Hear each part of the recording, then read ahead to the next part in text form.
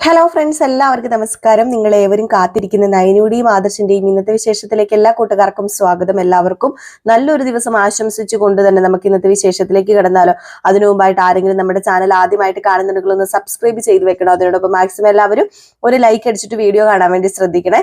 അങ്ങനെ നമ്മുടെ മൂർത്തിനെയും വസന്തരനെയുമാണ് തുടങ്ങുമ്പോൾ തന്നെ കാണിക്കുന്നത്. കല്യാണിനെ വിളിച്ചിട്ട് പറയുകയാണ്, നയനമോൾ അടുത്തുണ്ടോ, ഒന്ന് കൊടുക്കുമെന്ന്.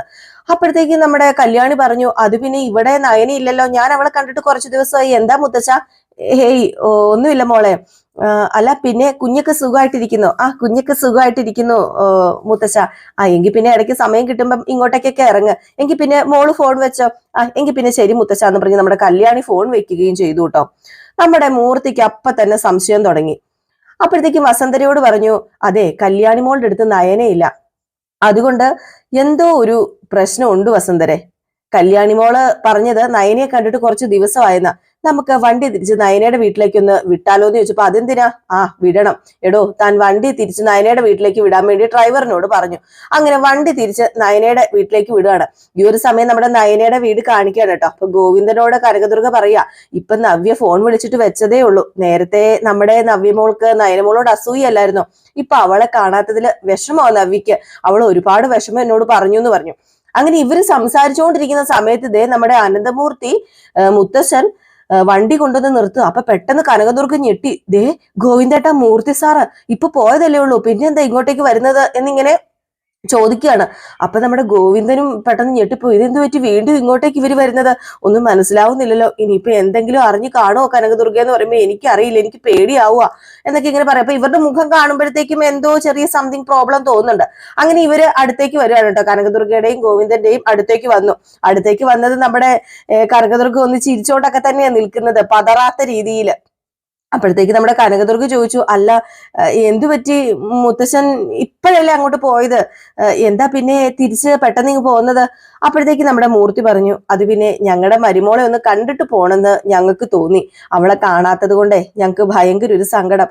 അത് പിന്നെ നയനമോൾ ഇവിടെ ഇല്ലെന്ന് ഞങ്ങൾ പറഞ്ഞായിരുന്നല്ലോ. അപ്പൊ പിന്നെ വീണ്ടും എന്തിനാ മുത്തശ്ശൻ വന്നത്? അല്ല, മോള് കല്യാണീനെ കാണാൻ പോയതല്ലേ, പോയിട്ട് ഇങ്ങോട്ടേക്ക് വരില്ലേ? വരും, ഇങ്ങോട്ടേക്ക് വരും. മോളെയും കണ്ട് മോളുടെ കൂടെ ഇരുന്ന് ഭക്ഷണവും കഴിച്ചിട്ട് പോകാന്നാ കരുതിയത്. അല്ല, കല്യാണീനെ കാണാൻ പോയത് കൊണ്ട് അവരിനി ചിലപ്പോ ഒരുമിച്ചിരുന്ന് ഭക്ഷണം കഴിച്ചിട്ടായിരിക്കും വരുന്നതെന്ന് ഗോവിന്ദൻ പറഞ്ഞപ്പോ കനകദുർഗ പറഞ്ഞു, അതെ അതെ അതെ അങ്ങനെയാ. എങ്കിൽ പിന്നെ ആയിക്കോട്ടെ. ഞങ്ങൾക്ക് ഒരു നേരത്തെ ഭക്ഷണം തരുന്നതിൽ എന്തെങ്കിലും ബുദ്ധിമുട്ടുണ്ടോ? ഒരു ബുദ്ധിമുട്ടുമില്ല. എങ്കിൽ പിന്നെ നയനമോള് കഴിച്ചില്ലെങ്കിലും ഞങ്ങൾ കഴിച്ചോളാം, കനകദുർഗയുടെ കൈ കൊണ്ടുണ്ടാക്കിയ ഭക്ഷണം. അല്ല പിന്നെ ഞാനൊരു കാര്യം ചോദിക്കട്ടെ, നേരത്തെ പറഞ്ഞപ്പോ ഒരു ഗ്ലാസ് വെള്ളം പോലും കുടിക്കാൻ കൂട്ടാക്കിയില്ലല്ലോ സാറ്. പിന്നെ അതിനുശേഷം അങ്ങോട്ടേക്ക് പോയപ്പം അത് ശരിയായില്ലെന്ന് എനിക്ക് തോന്നി. ഞാൻ വസന്തരോട് പറയുകയും ചെയ്തു. അപ്പോഴാ പെട്ടെന്ന് എനിക്ക് ബോധം വന്നത്, അതുകൊണ്ടാ തിരിച്ചു വന്നത്. നയനമോളെ കണ്ടിട്ടേ ഞാൻ ഇന്നിവിടുന്ന് പോകുന്നുള്ളൂ. നയനമോളെ കണ്ടില്ലെങ്കിൽ സത്യത്തിൽ ഞങ്ങൾക്ക് ഉറങ്ങാൻ പറ്റില്ല. അല്ല, എന്തോ ഒരു ബുദ്ധിമുട്ട് രണ്ടാളുടെ മുഖത്തുള്ളത് പോലെ തോന്നുന്നുണ്ടല്ലോ. ഇനിയിപ്പൊ ഞങ്ങൾക്ക് ഭക്ഷണം തരുന്നത് കൊണ്ടാണോ? അയ്യോ, അങ്ങനെയൊന്നും അല്ല മുത്തശ്ശ. മുത്തശ്ശനും മുത്തശ്ശിയും വരുമ്പോ കാര്യമായിട്ട് എന്തെങ്കിലും ഉണ്ടാക്കി തരണ്ടേ? അതിന്റെ ഒന്നും ആവശ്യമില്ല. ഇവിടെ ഉണ്ടാക്കിയത് എന്താണോ അത് മതി ഞങ്ങൾക്ക്. എന്തൊക്കെയായാലും കനകയും നയനും ഒക്കെ എന്തെങ്കിലും ഉണ്ടാക്കിയാൽ അത് നന്നായിരിക്കും, നല്ല ടേസ്റ്റ് ആയിരിക്കും. അപ്പൊ നമ്മുടെ മുത്തച്ഛനും പറഞ്ഞു കേട്ടോ, അത് ശരിയാ. അല്ല ഗോവിന്ദ, ഞങ്ങളിപ്പം ഭക്ഷണം കഴിക്കാനൊന്നും അല്ലാട്ടോ ഇങ്ങോട്ടേക്ക് വന്നത്. ഞങ്ങൾക്ക് ഞങ്ങളുടെ മരുമകളെ കാണണം, ഞങ്ങൾക്ക് മരുമകളെ കണ്ടേ പറ്റൂ, അതുകൊണ്ടാ ഞങ്ങൾ ഇങ്ങോട്ടേക്ക് വന്നത്. മോള് കല്യാണിനെ കാണാൻ പോയിട്ടുമില്ല, കല്യാണിനെ കണ്ടിട്ടുമില്ല, അത് ഞങ്ങൾക്ക് മനസ്സിലായി. പിന്നെ എന്തിനാ നിങ്ങൾ അങ്ങനെ ഒരു നുണ പറഞ്ഞത്? അതെന്താണെന്ന് ഞങ്ങൾക്ക് അറിയണം. അത് പിന്നെ കല്യാണിനെ കാണാൻ പോയ വഴി വേറെ ആരെങ്കിലും കാണാൻ പോയോന്ന് അറിയില്ലല്ലോ. ചിലപ്പം കല്യാണിനെ കാണാതെ വേറെ എവിടെയെങ്കിലും പോയി കാണും. അങ്ങനെ കനക പറയുകയാണെങ്കിൽ ഇന്നത്തെ ദിവസം ഞങ്ങൾ നയനമോളെ കണ്ടിട്ടേ ഇവിടുന്ന് പോകുന്നുള്ളൂ. ഒരു തീരുമാനം എടുത്താൽ ഈ മൂർത്തി ആ തീരുമാനം നട്ടപ്പാക്കിയിട്ടേ പോകത്തുള്ളൂ. അപ്പോഴത്തേക്ക് നമ്മുടെ ഗോവിന്ദൻ പറഞ്ഞു, അത് പിന്നെ കനകദുർഗേ, ഒരു കാര്യം ചെയ്യ്, അവരെ അകത്തേക്ക് വിളിച്ചോണ്ട് ചെല്ല്. അല്ല, ഇനിയിപ്പൊ നിങ്ങൾ എന്തെങ്കിലും അറിഞ്ഞിട്ടാണ് ഇങ്ങോട്ടേക്ക് വന്നത്? ഞങ്ങളൊന്നും അറിഞ്ഞിട്ടൊന്നുമില്ല, എന്തോ ഇവിടെ മറയ്ക്കുന്നത് പോലെ ഞങ്ങൾക്ക് തോന്നി. നേരത്തെ ഇവിടെ വന്നപ്പം നിങ്ങൾ സംസാരിച്ചത് നല്ല പതർച്ച തോന്നി. അങ്ങനെ ഒരു സംശയം തോന്നിക്കഴിഞ്ഞാല് അത് തീർത്തിട്ട് പോകുന്നല്ലേ ഗോവിന്ദ നല്ലത്. അപ്പോഴത്തേക്കും കനകദുർഗ പറഞ്ഞു, അത് പിന്നെ രണ്ടുപേരും അകത്തേക്ക് കയറി വരൂ എന്ന് പറഞ്ഞു. ഇനിയിപ്പം ഒളിപ്പിച്ചു വെച്ചിട്ട് കാര്യമില്ലെന്ന്. നമ്മുടെ കനകദുർഗയ്ക്കും ഗോവിന്ദനും മനസ്സിലായി കേട്ടോ. കാരണം മുത്തശ്ശനും മുത്തശ്ശിയും കണ്ടിട്ടേ പോകൂ. ഇതേ സമയമാണ് നമ്മുടെ നയനയും പിടിച്ചുകൊണ്ട് നമ്മുടെ നന്ദു ഹോളിലേക്ക് വരുന്നത്. അപ്പൊ ഇവര് പോയെന്നാണ് നമ്മുടെ നയനയും ഓർത്തിരിക്കുന്നത്, നന്ദു ഓർത്തിരിക്കുന്നത്. അങ്ങനെ ഹോളിലേക്ക് നന്ദുവും നയനയും വരികയും നമ്മുടെ മൂർത്തി മുത്തശ്ശനും വസന്തരയും കയറി വരുന്നു. ഈ കാഴ്ച കാണുകയാണ് കേട്ടോ. നയന ഇങ്ങനെ താങ്ങി പിടിച്ചേക്കുന്ന കാണുമ്പോ അറിയാലോ എന്തോ ചെറിയ സംതിങ് പ്രോബ്ലം ഉണ്ടെന്ന്. ഞെട്ടിപ്പോകുകയാണ്. ഒന്നും മനസ്സിലാവുന്നില്ല വസന്തരയ്ക്കും നമ്മുടെ മൂർത്തി മുത്തശ്ശനും. എന്താ അവിടെ നടക്കുന്നതെന്നൊന്നും അറിയില്ല. കാരണം ആ ഒരു അവസ്ഥയിലാണ്. നയനെ കണ്ടാൽ നമുക്ക് നന്നായിട്ട് മനസ്സിലാകും നടക്കാൻ പറ്റാതെ ഇങ്ങനെ ഒരാൾ പിടിച്ചോണ്ട് വരുവാണല്ലോ. അപ്പോഴത്തേക്ക് പെട്ടെന്ന് വസന്തര ചോദിച്ചു, മോക്ക് എന്താ പറ്റിയത്, മോക്ക് എന്താ പറ്റിയത്? അപ്പം മൂർത്തി മുത്തശ്ശൻ ചോദിച്ചു, ഇതെന്താ മോളെ നീ ഇതിനകത്ത് ഒളിച്ചിരുന്നിട്ട് ഇങ്ങനെ കള്ളം പറഞ്ഞത്, എന്തുകൊണ്ടാ മോള് പുറത്തേക്ക് വരാത്തത്? അല്ല മോൾക്ക് എന്താ പറ്റിയത്, മോളെ എന്തിനാ താങ്ങി പിടിച്ചിരിക്കുന്നത് നന്ദു? അപ്പോഴത്തേക്ക് നമ്മുടെ കനകദുർഗ പറഞ്ഞു, മോളെ നീ ഇനി ഒന്നും മറച്ചു വെക്കണ്ട, മുത്തശ്ശനോടും മുത്തശ്ശിയോടും കാര്യങ്ങളൊക്കെ പറഞ്ഞു, ഇനി അവരോടൊന്നും മറച്ചു വെക്കണ്ട മോളെ എന്നിങ്ങനെ പറഞ്ഞു. അപ്പോഴത്തേക്കും വീണ്ടും നമ്മുടെ മൂർത്തി ചോദിച്ചു, എന്തു പറ്റി മോക്ക്, എന്തെങ്കിലും അപകടം അല്ലെങ്കിൽ എന്തെങ്കിലും അസുഖം, എന്താ നിങ്ങൾ ഈ പറയുന്നത്? അത് പിന്നെ മൂർത്തി സാറേ, നയനമോൾക്ക് അസുഖമൊന്നുമില്ല. നയനമോള് ഞാനത് എങ്ങനെയാ പറയാ, മോളുടെ അമ്മായിയമ്മയ്ക്ക് മോള് ചെറിയൊരു സഹായം ചെയ്തതാ. അത് പിന്നെ എന്ത് സഹായത്തിന്റെ കാര്യമോ കനകദുർഗ നീ പറയുന്നത്? എന്ത് സഹായമാണ് നയനമോള് ചെയ്തത്? അത് പിന്നെ ആദർശ് മോന്റെ അമ്മയ്ക്ക് കരള് ദാനമായിട്ട് കൊടുത്തത് എന്റെ നയനമോളാ. ഇത് കേട്ടതും വല്ലാത്തൊരു ഞെട്ടലായിരുന്നു കേട്ടോ നമ്മുടെ മൂർത്തിക്കും വസന്തരയ്ക്കും. അങ്ങ് ഞെട്ടിക്കിടിലം വിറച്ചു പോയെന്ന് പറയാം. കാരണം ഒരിക്കലും പ്രതീക്ഷിക്കാത്തൊരു കാര്യമാണല്ലോ. പെട്ടെന്ന് കേൾക്കുമ്പോ അവർക്കുണ്ടാകുന്ന ആ ഒരു ഷവറിങ് ഉണ്ടല്ലോ, അതാണ് നമ്മളെ കാണിക്കുന്നത്. ഏതായാലും ഞെട്ടിത്തരിച്ച് നിൽക്കുകയാണ്. അങ്ങനെ മൂർത്തി പറഞ്ഞു, ഇങ്ങനെ ഒരു നല്ലൊരു കാര്യം, ഇങ്ങനെ ഒരു വലിയൊരു കാര്യം ചെയ്തിട്ട് നീ എന്താ മോളെ ഞങ്ങളെ അറിയിക്കാതിരുന്നത്? അപ്പം വസന്തര പറഞ്ഞു, ആദർശും ജയനും ഒന്നും ഞങ്ങളോട് ഇത് പറഞ്ഞില്ലല്ലോ. അത് പിന്നെ ഞാനാ പറഞ്ഞത് മുത്തശ്ശി, പറയണ്ടാന്ന്, ഇത് ആരോടും പറയണ്ടാന്നും ആരും അറിയണ്ടാന്നും ഞാൻ പറഞ്ഞു. അമ്മ ഹോസ്പിറ്റലിൽ കിടക്കുന്നത് തന്നെ മുത്തച്ഛനും മുത്തശ്ശിക്കും വലിയ വിഷമല്ലേ. അതിന്റെ കൂടെ ഇതൊക്കെ അറിഞ്ഞു കഴിഞ്ഞാല്, അതിന്റെ കൂടെ ഞാനാണ് കരൾ കൊടുത്തതെന്ന് അറിഞ്ഞാല് അത് രണ്ടാൾക്കും സഹിക്കാൻ പറ്റില്ലല്ലോ. അതെനിക്ക് നന്നായിട്ട് അറിയാം. അല്ല എന്നിട്ടാണോ ആദർശ് മലയ്ക്ക് പോകുന്നോണ്ട് വീട്ടിലേക്ക് വരില്ല എന്ന് മോള് പറഞ്ഞത്? ഇതെല്ലാം മോള് നുണ പറഞ്ഞതാണല്ലേ? അല്ല മോള് ചെയ്ത സഹായം ദേവയാനി അറിഞ്ഞിരുന്നോ? ഇല്ല മുത്തച്ഛ, അത് അറിഞ്ഞു കഴിഞ്ഞാൽ ചിലപ്പം എന്റെ സഹായം വേണ്ടാന്ന് പറയും, എന്റെ സഹായം നിരസിക്കും. അതുകൊണ്ട് ഞാനത് ഇതുവരെ പറഞ്ഞിട്ടില്ല. അല്ല ഉറപ്പായിട്ടും ഇത് ദൈവം അവക്ക് കൊടുത്ത ശിക്ഷയാ. മോളിലൂടെ ഇപ്പൊ അവള് ജീവിക്കുന്നത്. അതറിയാതെ അവള് വീണ്ടും മോളെ വെറുത്തുകൊണ്ടിരിക്കുക. ഇനി തുന്നിപ്പിടിപ്പിച്ച കരൾ എടുത്തു മാറ്റാൻ അവള് പറയില്ലല്ലോ. അല്ല ഇപ്പോഴും അവള് നിന്നെ വെറുക്കുകയാണല്ലോ എന്ന് ഓർത്തിട്ടെ, അല്ല എനിക്കെന്തോ വല്ലാത്ത മനോവിഷമം തോന്നുക. മോൾ ഇത്രയും വലിയൊരു ത്യാഗം ചെയ്തിട്ടും. ഹേയ് മുത്തശ്ശി, ഇതെന്റെ ത്യാഗമല്ല, ഇതെന്റെ കടമയായിട്ടേ ഞാൻ കാണുന്നുള്ളൂ. ആ സമയത്ത് പെട്ടെന്ന് ആരെയെങ്കിലും സഹായത്തിന് കിട്ടിയെന്ന് വരില്ല. ആ ഒരു സമയത്ത് നമ്മുടെ അമ്മയുടെ ജീവൻ പോയി കഴിഞ്ഞാല് വേണ്ട, അതൊന്നും എനിക്ക് ഓർക്കാൻ കൂടി വയ്യ. പിന്നെ പെട്ടെന്ന് ഒരു കരള് വേണമെന്ന് പറഞ്ഞപ്പം എനിക്ക് നഷ്ടമില്ലാത്തൊരു കാര്യമല്ലേ, അവിടെ ഞാൻ സഹായിക്കണ്ടേ. എന്റെ വേദനകളൊക്കെ മറന്ന് ഞാൻ സഹായിച്ചു. ദേ ഇപ്പൊ മോളെ മാറ്റി നിർത്തിയിട്ട് അനിയുടെ ഭാര്യ ആണല്ലോ അവൾ മരുമകളായിട്ട് കാണുന്നത്. അവക്ക് സഹായിക്കായിരുന്നല്ലോ, എന്നിട്ട് സഹായിച്ചോ? ഹേയ് അവള് കൊച്ചുകുട്ടിയല്ലേ, പക്വതയും കുറവാണല്ലോ. ആണല്ലോ, പക്വത കുറവാണല്ലോ. എങ്കിൽ പിന്നെ പക്വത കുറവുള്ള മരുമകളെ മാറ്റി നിർത്തിയിട്ട് പക്വത കൂടുതലുള്ള മരുമകളെ അമ്മായിയമ്മ അംഗീകരിക്കുകയല്ലേ മോളെ ചെയ്യേണ്ടത്. ഇതിപ്പം അതൊന്നും അല്ലല്ലോ ഇവിടെ സംഭവിക്കുന്നത്. ഇവിടെ സംഭവിക്കുന്നത് നേരെ തിരിച്ചാ. അപ്പോഴത്തേക്ക് നമ്മുടെ ഗോവിന്ദൻ വരുന്നു കേട്ടോ. ഗോവിന്ദൻ വന്നിട്ട്, സാറ് കാര്യങ്ങളൊക്കെ അറിഞ്ഞല്ലേ, കള്ളം പറഞ്ഞതിന് ഞാൻ ക്ഷമ ചോദിക്കുക. എന്തിനാണോ ക്ഷമ ചോദിക്കേണ്ടത് അത് ഞങ്ങളല്ലേ. ക്ഷമയും നന്ദിയൊക്കെ പറയേണ്ടത് ഞങ്ങളല്ലേ. ഇതുപോലൊരു മകളെ കിട്ടിയ നിങ്ങൾ രണ്ടാളും ഉണ്ടല്ലോ, ഭാഗ്യം ചെയ്തവരാ. അതിനേക്കാളും ഭാഗ്യം ചെയ്തവരാ ഞങ്ങൾക്ക് ഇതുപോലൊരു മരുമകളെ കിട്ടിയല്ലോ. ഞങ്ങളുടെ കൊച്ചുമോന്റെ ഭാര്യയായിട്ട് നയന് ഞങ്ങളുടെ വീട്ടിൽ കയറി വന്നതാ. അത് ഒരു ഭാഗ്യം തന്നെയാ, ഞങ്ങൾ ഏതോ ജന്മത്തിൽ ചെയ്ത പുണ്യം. അപ്പൊ നമ്മുടെ വസന്തര പറഞ്ഞു, അല്ല ആദർശ് മോൻ പുതിയ വീടെടുത്തത് ഇതൊക്കെ മുന്നിൽ കണ്ടിട്ടായിരുന്നല്ലേ? ഹോസ്പിറ്റലിൽ നിന്ന് വരുന്ന നയനമോൾക്ക് കുറച്ചുകൂടി സൗകര്യം കിട്ടണം, അതല്ലേ, ആ ബോധത്തോടു കൂടിയല്ലേ അവൻ ഈ വീടെടുത്തത്. അതൊന്നും ഞങ്ങൾ അറിഞ്ഞില്ലല്ലോ. അപ്പോഴത്തേക്കും നമ്മുടെ ഗോവിന്ദൻ പറഞ്ഞു, അത് തന്നെയാ സത്യം. അപ്പൊ നമ്മുടെ വസന്തര പറയാ, മോളുടെ അമ്മായിയമ്മ മോളെ വെറുക്കല്ല വേണ്ടത്, മോളെ കണ്ട് പഠിക്കുക വേണ്ടത്. പക്ഷെ അവള് പഠിക്കും. ഒരു ദിവസം അവൾ ഇതെല്ലാം അറിയുമ്പോഴുണ്ടല്ലോ പശ്ചാത്തപിക്കും. അല്ല ഗോവിന്ദ ഇതിനെന്താ ഞങ്ങള് തനിക്കും തന്റെ ഭാര്യയ്ക്കും മക്കൾക്കും തരേണ്ടത്? ഞങ്ങൾ എന്ത് ചെയ്യണം? വേണ്ട, മോള് മടങ്ങി അനന്തപുരി തറവാട്ടിലേക്ക് വരുമ്പോ ഉണ്ടല്ലോ അവിടെ നല്ലതുപോലെ ജീവിക്കാനുള്ള അവസരം ഒരുക്കിയ മാത്രം മതി.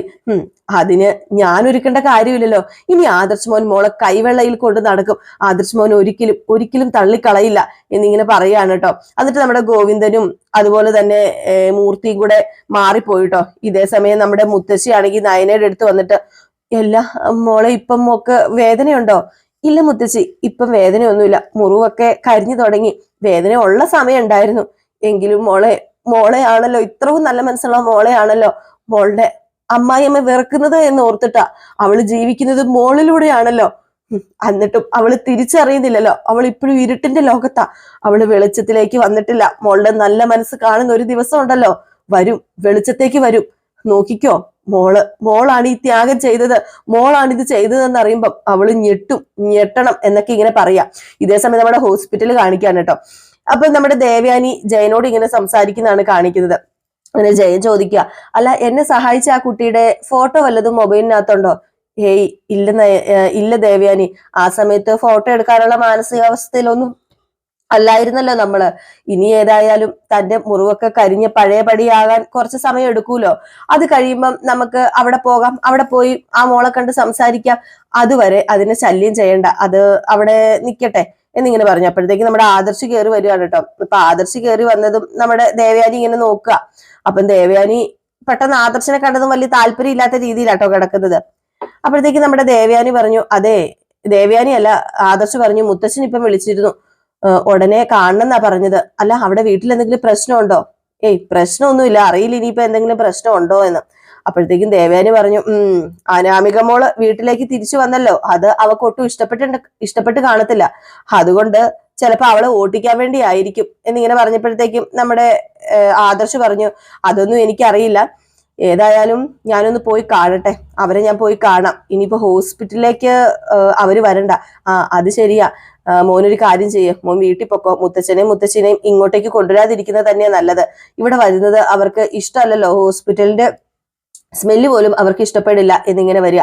അപ്പോഴത്തേക്ക് ആദർശ് അങ്ങ് പോയി കഴിഞ്ഞപ്പോഴത്തേക്കും നമ്മുടെ ദേവയാനി പറഞ്ഞു, എന്റെ മോനെ കാണുമ്പോൾ എനിക്ക് വിഷമം കൂടി വരുമോ, പ്രത്യേകിച്ച് ഈ ഓപ്പറേഷൻ കഴിഞ്ഞതിന് ശേഷം. അതെന്താ മോനെ കാണുമ്പോൾ നിനക്ക് വിഷമം വരുന്നത്? അല്ല, അവന് നയനെ പോലെ ഒരു പെൺകുട്ടി ആയിരുന്നില്ല ഭാര്യയായിട്ട് വരേണ്ടത്, മറിച്ച് വേറൊരു പെൺകുട്ടിയായിരുന്നു. അവൾ എങ്ങനെയെങ്കിലും സ്വയം ഒഴിഞ്ഞു പോണേന്നാ ഞാൻ പ്രാർത്ഥിക്കുന്നത്. അങ്ങനെ പോവുകയാണെങ്കിൽ അനാമിക മോളെ പോലെ നല്ലൊരു പെൺകുട്ടീനെ കണ്ടെത്തണം, എന്നിട്ട് ആദർശനെ കൊണ്ട് വിവാഹം കഴിപ്പിക്കണം. അവനെയും നമ്മുടെ കുടുംബത്തെയും എന്നെയും ഒക്കെ സ്നേഹിക്കുന്ന ഒരു പെൺകുട്ടിയെ. അല്ല, നയനമോള് നമ്മളെയും നമ്മുടെ കുടുംബത്തെയും ഇപ്പൊ സ്നേഹിക്കുന്നില്ലേ? അവളെയും അവളുടെ കുടുംബത്തെയും മാത്രം സ്നേഹിക്കുന്ന പെൺകുട്ടിയാ. അതുകൊണ്ടാ ഞാൻ പറഞ്ഞത് അവളുടെ വീട്ടിൽ പോയി നിന്നോളാന്. ഏതായാലും ഓപ്പറേഷൻ കഴിഞ്ഞ് എന്നെ കാണാൻ വന്നില്ലല്ലോ, അത് തന്നെ വലിയ കാര്യം. അവളെന്നെ കാണാൻ വരാതിരിക്കുന്നത് നല്ലത്. നിന്റെ ഈ സംസാരത്തിന് എന്തു മറുപടിയാ ഞാൻ നൽകേണ്ടത് ദേവയാനി? അതെനിക്ക് അറിയില്ല. നീ ഇപ്പോഴും നിന്റെ മനസ്സിലെ വൃത്തികെട്ട ചിന്തകൾ മാറ്റിവെച്ചില്ലല്ലേ? ആദർശ് ഇനി നയനയുടെ സ്ഥാനത്ത് വേറൊരു പെൺകുട്ടിയെ അങ്ങനെ കാണുക പോലും ചെയ്യില്ല. അതുപോലെ തന്നെ എനിക്കും അങ്ങനെ കാണാൻ പറ്റില്ല.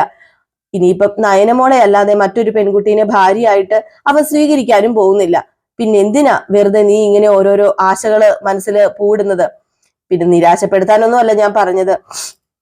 പിന്നെ എന്തെങ്കിലും ഒരു ദിവസം ഈ ഭൂമി വിട്ടു പോകുമ്പോ ചിലരോടൊക്കെ കണക്ക് പറയേണ്ടി വരും. എന്ന് വെച്ചിട്ടുണ്ടെങ്കിൽ നയനമോളെ നീ വെറുക്കുന്നതുണ്ടല്ലോ, ദൈവനിന്ദയാ. അതുപോലെ തന്നെ ഞങ്ങൾ വെറുത്താലും അത് ദൈവനിന്ദയായി പോകും. നീ ഈ ഭൂമി വിട്ടു പോകുന്നതിന് മുമ്പ് നീ ഉണ്ടല്ലോ നയനമോളുടെ മുമ്പിൽ നിന്ന് കൈ കൂപ്പി കരയും. അങ്ങനെ ഒരു ദിവസം വരുന്നു പറയുമ്പോ, പിന്നെ അങ്ങനെ ഒരു ദിവസം വന്നാലേ ഞാനങ്ങ് മരിച്ചു കളയും. ഇങ്ങനെയാണെങ്കിലുണ്ടല്ലോ ഞാൻ ജീവിക്കാതിരിക്കുന്നതായിരുന്നു നല്ലത്. എന്തിനാ വെറുതെ എന്നെ ഈ ഒരു ശ്വാസം നിലനിർപ്പിച്ച് ഓപ്പറേഷൻ ഒക്കെ കഴിപ്പിച്ചത്? ഇതൊക്കെ ചെയ്യാൻ വേണ്ടിയാണോ? ഇതൊക്കെ പറഞ്ഞ് വേദനിപ്പിക്കാൻ വേണ്ടിയാണോ എന്ന് ചോദിച്ചപ്പോഴത്തേക്കും, നിന്നോടൊന്നും പറഞ്ഞിട്ട് കാര്യമില്ലെന്ന് പറഞ്ഞുകൊണ്ട് നമ്മുടെ ജയൻ അങ്ങോട്ടേക്ക് പോവാണ് കേട്ടോ. പിന്നെ കാണിക്കും നമ്മുടെ മുത്തച്ഛനെ. അങ്ങനെ മുത്തച്ഛനും നയനെ കുറിച്ച് ഇങ്ങനെ പറയുകയാണ് കേട്ടോ. അപ്പൊ നയനയുടെ ആ ഒരു നല്ല കാര്യത്തെ കുറിച്ചൊക്കെയാണ് പറയുന്നത്. അപ്പം അവർക്കാണെങ്കിലും ഇപ്പം നയനോടുള്ള സ്നേഹം കൂടി വന്നു കേട്ടോ. അങ്ങനെ നമ്മുടെ മുത്തച്ഛൻ പറയാ, ദേവയാനിക്ക് കരള് പകുത്തു കൊടുത്ത നയനമോള് ഒരിക്കലും ദേവയാനിയുടെ ആയുസ് പോകുന്ന തരത്തിലൊന്നും ചെയ്യില്ല. പക്ഷെ ദൈവങ്ങള് അവളെ വെറുതെ വിടില്ല. നയനമോള് പ്രാർത്ഥിച്ചില്ല എങ്കിലും ദൈവങ്ങളുണ്ടല്ലോ അവക്ക് വേണ്ടി നല്ലതൊന്നും ചെയ്യില്ലെന്ന് എനിക്ക് ഉറപ്പാ എന്നിങ്ങനെ പറയാ. ദേവയാനിയുടെ കാര്യം കേട്ടോ പറയുന്നത്. അപ്പൊ നമ്മുടെ മൂർത്തിയുടെ അടുത്ത് ആദർശ് വന്നിട്ട് ചോദിച്ചു, അല്ല എന്തിനാ എന്നോട് ഇങ്ങോട്ടേക്ക് വരാൻ പറഞ്ഞത്? അത് പിന്നെ ഞാൻ വേറെ ഒന്നിനും അല്ല നിന്നെ വിളിച്ചത്. ആ കരള് പകുത്തു കൊടുത്ത ആ ഒരു പെൺകുട്ടിയില്ലേ, ആ പെൺകുട്ടീനെ ഞങ്ങൾക്കൊന്ന് കാണണം. അയ്യോ, അത് പിന്നെ ഓപ്പറേഷൻ കഴിഞ്ഞ് കിടക്കുന്ന പെൺകുട്ടിയല്ലേ, അതുകൊണ്ട് അധികം വിസിറ്റേഴ്സ് ഒന്നും വേണ്ടെന്നാ പറയുന്നത്. അല്ല, എനിക്ക് മുത്തശ്ശിക്കും അവളെ ഒന്ന് കണ്ടാ മതി. ദൂരെ മാറി നിന്ന് ഞങ്ങൾ കണ്ടോളാം. അതിനിപ്പം വല്ല പ്രശ്നമുണ്ടോ ആദർശ് മോനെ? പിന്നെ അതിലുപരി ആ കുട്ടിയുടെ ഭർത്താവിനെയും അവരുടെ വീട്ടുകാരെയൊക്കെ കാണാൻ സാധിക്കുമല്ലോ. അവരോടൊക്കെ നമുക്ക് ചെറിയൊരു നന്ദി പറയാലോ. അവരെ കണ്ടു എന്ന് കരുതിയിട്ട് ആ കുട്ടിക്ക് ഇൻഫെക്ഷൻ വരുമോ? എന്താ ഞാൻ പറഞ്ഞ ശരിയല്ലേ? അത് ശരിയാ. അപ്പോഴത്തേക്കും വസുന്ധര പറഞ്ഞു, ഇപ്പൊ തന്നെ ഞങ്ങൾക്ക് ആ പെൺകുട്ടീനെ കാണണം, അങ്ങോട്ടേക്ക് പോകണം. അത് പിന്നെ മുത്തശ്ശി ഇപ്പം അല്ല, നിനക്ക് തിരക്കുണ്ടെന്ന് അറിയാം. അമ്മയുടെ അരികില് നീയും ജയനും മാറിയും തിരിയും ഒക്കെ നിൽക്കുകയാണ്. ആ ബോധം ഞങ്ങൾക്കുണ്ട്. അതുകൊണ്ട് ഫോൺ നമ്പർ തന്നാ മതി, ഞങ്ങൾ വിളിച്ച് ചോദിച്ചു പൊക്കോളാം. മോ കൂടെ വരണം എന്നില്ല, ഞങ്ങൾ പോയി കണ്ടോളാം. അപ്പൊ വീണ്ടും മുത്തശ്ശി ചോദിക്കും, അല്ല ആ കുട്ടിയുടെ പേരെന്താ? അത് മുത്തശ്ശി, അതാ അത്ഭുതം. അത്ഭുതമുള്ള പേരോ അതോ അത്ഭുതം എന്ന് പേരോ? അല്ല, ആ കുട്ടിയുടെ പേരും നയനാന്ന് തന്നെയാ. അല്ല, ആ കുട്ടിയുടെ ഭർത്താവിന്റെ പേര് നിന്റെ പേര് തന്നെയാണോ? ഹേയ്, അല്ലല്ല, ഏകദേശം എന്റെ അതേ പ്രായം തന്നെയാ ആ പെൺകുട്ടിയുടെ ഹസ്ബൻഡിനുള്ളത്. എന്റെ മോന് ഒരുപാട് പാടുപെടുന്നുണ്ട്. അല്ല, അയാൾക്ക് എന്താ ജോലി? അത് ജോലി അല്ല, ജോലിയൊന്നുമില്ലേ? മോൻ എന്ത് പറ്റി? മോൻ എന്താ പതർന്നത്? അല്ല, ജോലി ഉണ്ട് മുത്തശ്ശി. അല്ല, അങ്ങനെ ജോലി ഇല്ലെങ്കിലേ നമ്മുടെ ജ്വല്ലറിയിൽ ആ പയ്യന് നല്ലൊരു ജോലി കൊടുക്കാം. അതിനുവേണ്ടിയാ. അസുഖമൊക്കെ മാറി വരുമ്പം ആ പെൺകുട്ടിക്കും താല്പര്യം ഉണ്ടെങ്കിൽ നല്ലൊരു ജോലി കൊടുക്കാം. വേണമെങ്കിൽ നമുക്ക് കൊടുക്കാം. ആ കുട്ടിയുടെ ഭർത്താവിനെ നമ്മുടെ കമ്പനിയിലെ MD ആക്കിയാലോ വസുന്ധരെ? അത് നല്ല ഐഡിയ അല്ലേ എന്നിങ്ങനെ ചോദിച്ചോട്ടെ. ഇതൊക്കെ കേട്ടിട്ട് നിന്ന് വെള്ളം കുടിക്കാട്ടോ നമ്മുടെ ആദർശൻ. അപ്പോഴത്തേക്കും മുത്തശ്ശൻ ചോദിച്ചു, എന്താ മോനെ നീ ഇവിടെ നിന്ന് വേർക്കുന്നത്? അല്ല, നിന്റെ അമ്മയ്ക്ക് കരള് ദാനമായിട്ട് കൊടുത്ത നയനിയുമായിട്ട് നിനക്ക് ഒരു ബന്ധവും ഇല്ലേ? അല്ല, അവള് നിന്റെ ആരും അല്ലേ? അല്ല, നീ ഇതെന്താ ഒന്നും മിണ്ടാത്തത്? പറ. അപ്പൊ വസുന്ധര പറഞ്ഞു, ഇനിയിപ്പൊ മോൻ നിന്ന് വിഷമിക്കണ്ടാട്ടോ. ദേവയാനീനെ സഹായിച്ച പെൺകുട്ടീനെ കണ്ടിട്ടാ ഞങ്ങൾ ഇങ്ങോട്ടേക്ക് വരുന്നത്. അപ്പോഴത്തേക്ക് നമ്മുടെ ആദർശം ഞെട്ടിപ്പോയിട്ടോ. ആദർശ്, അപ്പം നയനയുടെ അടുത്ത് നിങ്ങൾ പോയോ? പോകാതെ എന്തിനാ മോനെ ഇതൊക്കെ മറച്ചു വെച്ചത്? നയനമോള് ചെയ്തത് വളരെ നല്ല കാര്യല്ലേ, അത് തുറന്നു പറയല്ലേ ചെയ്യേണ്ടത്. അത് പിന്നെ മുത്തശ്ശിയോടും ഞാനത് തുറന്നു പറഞ്ഞേനെ. കുറച്ചു കഴിഞ്ഞ് ഇപ്പം പറയണ്ടായെന്ന് നയന തന്നെയാ പറഞ്ഞത്. പിന്നെ ഇവിടെ പലരും ഉണ്ടല്ലോ അത് അറിയത്തില്ലാത്തവരായിട്ട്. സഹായം സ്വീകരിച്ച എന്റെ അമ്മ ഉൾപ്പെടെ ആരും ഇവിടെ ആ കാര്യങ്ങളൊന്നും അറിഞ്ഞിട്ടില്ല. എന്തായാലും മോള് ചെയ്തത് ഈ ജന്മം മറക്കാൻ പറ്റില്ല. അതുകൊണ്ട് മോൾക്ക് അർഹതപ്പെട്ടത് എന്തെങ്കിലും കൊടുക്കണ്ടേ മോനെ? അല്ലെങ്കിൽ ദൈവം നമ്മുടെ കണ്ണിക്കുത്തില്ലേ?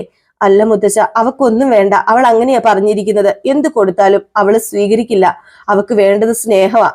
അതെ, അതാ കൊച്ചിന്റെ വലുപ്പമാ, മനസ്സിന്റെ വലുപ്പമാ. എന്ന് വെച്ചാൽ ഇതറിഞ്ഞ സ്ഥിതിക്ക് ആ കൊച്ചിന് എന്തെങ്കിലും കൊടുത്തില്ലെങ്കിൽ ഞങ്ങൾക്ക് ഒരു സമാധാനവും കിട്ടാത്തത്. അല്ല എങ്കിൽ പിന്നെ മുത്തച്ഛനും മുത്തശ്ശിയും എന്താണെന്ന് വെച്ചാൽ തീരുമാനിക്കുക. ആദർശേ, എനിക്ക് പറയാനുള്ളത് വേറൊന്നുമല്ല. തുടക്കത്തിൽ നീ ഒരുപാട് നിന്റെ ഭാര്യയെ വെറുത്തിരുന്നു. ഞങ്ങളെ ബോധിപ്പിക്കാൻ വേണ്ടിയിട്ട് പലപ്പോഴും നീ അവളെ സ്നേഹിച്ചത് അല്ലേ? അല്ലെന്ന് നിനക്ക് പറയാൻ പറ്റുമോ? അതേ മുത്തച്ഛ, അങ്ങനെയൊക്കെ തന്നെയായിരുന്നു. നിങ്ങൾ തമ്മിൽ ഒരു ദാമ്പത്യ ജീവിതം ഉണ്ടായിട്ടില്ലെന്നാണ് ഞങ്ങളുടെ വിശ്വാസം. അങ്ങനെയല്ലേ? അതിന് തുടക്കം ഇട്ടപ്പം മാല ഇടേണ്ടിയും വന്നു. അങ്ങനെയല്ലേ കാര്യങ്ങളൊക്കെ? ഞാൻ പറയുന്നത് സത്യമല്ലേ? അതേ മുത്തച്ഛ, ഒരു കാര്യം ഞാൻ തറപ്പിച്ചു പറയാം.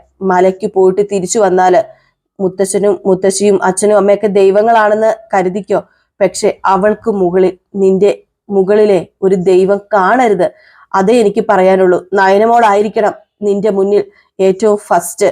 ആ ഫസ്റ്റ് നയനമോൾ തന്നെ ആയിരിക്കണമെന്നും അവളെ നീ അതുപോലെ സ്നേഹിക്കണം. അങ്ങനെ എന്തെങ്കിലും തെറ്റുകൾ നീ അവളോട് ചെയ്തിട്ടുണ്ടെങ്കിൽ അതിന് പ്രായച്ചിത്തം ചെയ്താലും കുഴപ്പമില്ല. അവളുടെ കാലേ തൊട്ട് വന്നിച്ചെന്നോർത്തു പോലും കുഴപ്പമില്ല. സാധാരണ ഭർത്താക്കന്മാരുടെ കാലയിൽ ഭാര്യമാര് വീണ് വന്ദിക്കുക ചെയ്യുന്നത്. പക്ഷെ ഇവിടെ നേരെ തിരിച്ചാ ചെയ്യേണ്ടത് എന്നിങ്ങനെ പറയാണ് കേട്ടോ. ഏതായാലും ഇത്രയും കേട്ടപ്പം ശരി മുത്തച്ഛ, എനിക്കെന്നും അങ്ങനെ തന്നെ ആയിരിക്കും മുത്തച്ഛ എന്ന് പറഞ്ഞിട്ട് അങ്ങ് പോയി. എന്നിട്ട് പൂജാമുറി പോയി നമ്മുടെ ആദർശ് പ്രാർത്ഥിക്കുകയാണ് കേട്ടോ. കാരണം ഈ ഒരു കാര്യം മുത്തശ്ശി അറിഞ്ഞതാണല്ലോ. പിന്നെ മനസ്സ് നിറയെ നമ്മുടെ നയന മാത്രമാണ് ഇപ്പം ആദർശിന്റെ ഉള്ളത്. അങ്ങനെ ദൈവത്തിനോട് ചെന്ന് പ്രാർത്ഥിക്കുന്ന വേറെ ഒന്നുമല്ല, എത്രയും പെട്ടെന്ന് എന്റെ നയന തിരിച്ചു വരണമെന്നും നയനെ എന്റെ അമ്മ മരുമകളായിട്ട് സ്വീകരിക്കണമെന്നും തന്നെയാണ് പ്രാർത്ഥിക്കുന്നത്.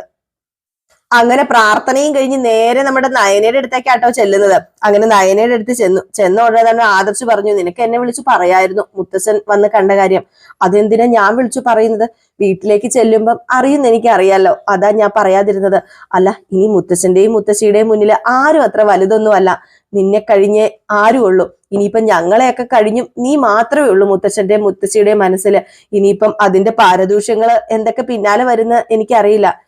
ഇപ്പൊ തന്നെ ഞങ്ങൾ പറയാതെയാ ഈ വീട് ഞങ്ങക്ക് വാങ്ങി തരാൻ പോകുന്നത്. പിന്നെ പിന്നെ അതിന്റെ പിന്നാലെ എന്തിനാ ഇനി വേറെ കാര്യങ്ങളൊക്കെ? അതൊന്നും പറഞ്ഞിട്ട് കാര്യമില്ല. പാരമ്പര്യമായിട്ട് അനന്തപുരി തറവാട് കാശുള്ള ഒരു ഭാവില് തന്നെയാണ്.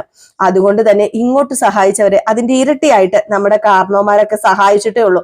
അതുപോലെ തന്നെയായിരിക്കും മുത്തച്ഛനും മുത്തശ്ശിയും. പിന്നെ തറവാട്ടിലേക്ക് കയറി വന്ന മരുമക്കളിൽ നിന്നോട് കൂടുതൽ ഒരു സ്നേഹം മുത്തച്ഛനുണ്ടായിരുന്നു. ഇപ്പൊ ആ സ്നേഹം ഇരട്ടിച്ചെന്ന് വെച്ചിട്ടുണ്ടെങ്കിൽ അത് കൂടി. ഇനിയിപ്പൊ അതിന്റെ കൂടി ഇങ്ങനെയൊക്കെ സംഭവിച്ചത് കൊണ്ട് തന്നെ നീ രക്തം കൊടുത്തെന്ന് അറിഞ്ഞപ്പോ തന്നെ നിന്നോടുള്ള സ്നേഹം കൂടി. ഇപ്പൊ കരള് പകുത്ത് കൊടുത്തു എന്ന് അറിഞ്ഞപ്പോ ഇപ്പൊ പിന്നെ നിന്നെ ദൈവത്തെ പോലെയാ അവര് കാണുന്നത്. അവർക്ക് ഈ സഹായം മറക്കാനോ തള്ളിക്കളയാനോ ഒന്നും പറ്റില്ല നയന. നമ്മൾ എത്ര നിരസിച്ചാലും എന്റെ മുത്തശ്ശനും മുത്തശ്ശിയും നിനക്ക് വേണ്ടി ആയിരിക്കും ഇനി ജീവിക്കുന്നത്. ജീവിക്കുന്ന കാലം അത്രയും നിനക്ക് വേണ്ടി മാത്രമായിരിക്കും. നിന്റെ സ്വരമായിരിക്കും ഇനി എന്റെ മുത്തച്ഛന്റെയും മുത്തശ്ശിയുടെയും സ്വരം എന്നൊക്കെ ഇങ്ങനെ പറയുകയാണ്. അപ്പൊ ഈ ഒരു ഭാഗം കാണിച്ചിട്ടാണ് ഇന്നത്തെ വിശേഷം അവസാനിക്കുന്നത്. അപ്പൊ എല്ലാവരും കാത്തിരിക്കുക അടുത്ത വിശേഷവുമായിട്ട്. കാണുന്നവരെ എല്ലാവർക്കും ടാറ്റാ ബൈ ബൈ.